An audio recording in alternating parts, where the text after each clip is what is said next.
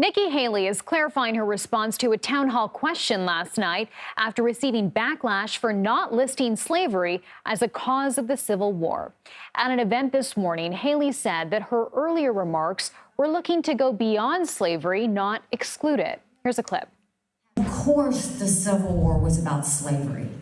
We know that. That's unquestioned, always the case. We know the Civil War was about slavery. But it was also more than that. It was about the freedoms of every individual. It was about the role of government. Other GOP presidential hopefuls are already weighing in. The DeSantis campaign put out a statement saying in part, quote, if Nikki Haley whiffs on a question as simple as the underlying cause of the Civil War, how can she win the Republican nomination or defeat Joe Biden in November? CBS News campaign reporter Nidia Cavazos is on the ground with us in New Hampshire, where she's been covering Nikki Haley. Thanks so much for being with us, Nidia. I want you to take us inside the room last night. What was the reaction there? Yes, Chanel, good afternoon from New Hampshire. So yesterday was a very tense moment. It was a very unique moment at her town hall. You know, I've been covering Nikki Haley for the past few months, and we can sort of know what we're going to be expecting from her comments, from her speech. But last night, when a voter asked what was the cause of the United States Civil War, the moment that Haley hesitated, we could all feel. The room went silent. It was filled with tension. She hesitated. She paused before she gave her answer. And she even said, you know, this is about how the government was going to run people's freedoms. But she also tossed the question back to the voter and said, well, what do you think was the cause of the Civil War? And everybody was just sort of looking at each other and, you know, waiting to see what the response from the voter was going to be and what was Haley's response going to be also from this confrontation. And so it was a very tense moment. But after Haley responded, you know, and she abruptly ended the question and just said, next question, and went on to the next voter, the room, you know, they cheered and they applauded her response, and they sort of attacked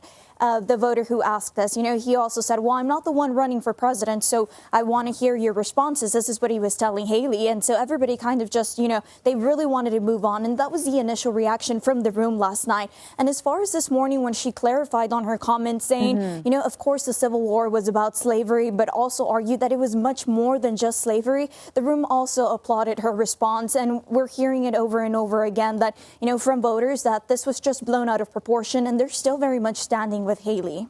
Right. And I mean, important to mention here that a room full of voters who are with her at a campaign event really is not representative of the entire American voting population. So I wonder how people are responding outside of those rooms. I mean, do comments like this really have the power to change votes?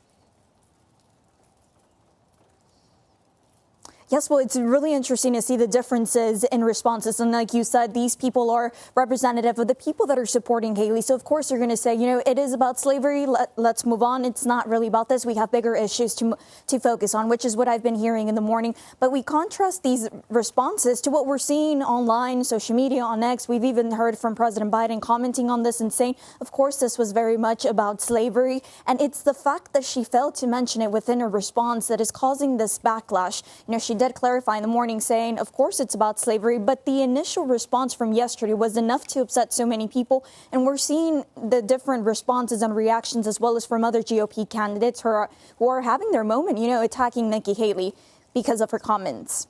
And I wonder, Nidia, if this is a standalone issue or if it's bringing up more concerns about Haley. It's definitely not a standalone issue. And I do think that Haley did recognize this from the moment she heard the question, because this is a question that has come up throughout other campaign stops and previously as well. And she had already been asked this in prior years. It's not a standalone issue, and slavery and the Confederate flag are some of the matters that have been trailing Haley from even 2015 or 2010. And back in 2015, you know, throughout her speech at different campaign stops, Haley says that, you know, she champions the fact that under her leadership as governor in South Carolina in 2015, the Confederate flag that was on the State House came down, and it was her signing the bill that, you know, she's been touting on her campaign stop, saying she was able to listen to both sides, and this is her way of mending the country, of being able to listen to two sides when it comes to very sensitive and critical issues. So she tells the story of when the Confederate flag came down to pitch this to voters, that she's the one that can bridge sentiments together and just people across the country. But, of course, we've seen the reactions. We've also seen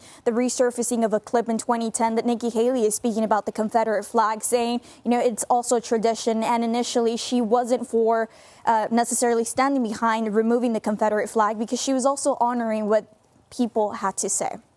Okay, lots to follow here. Nidia, thanks so much. Thank you so much.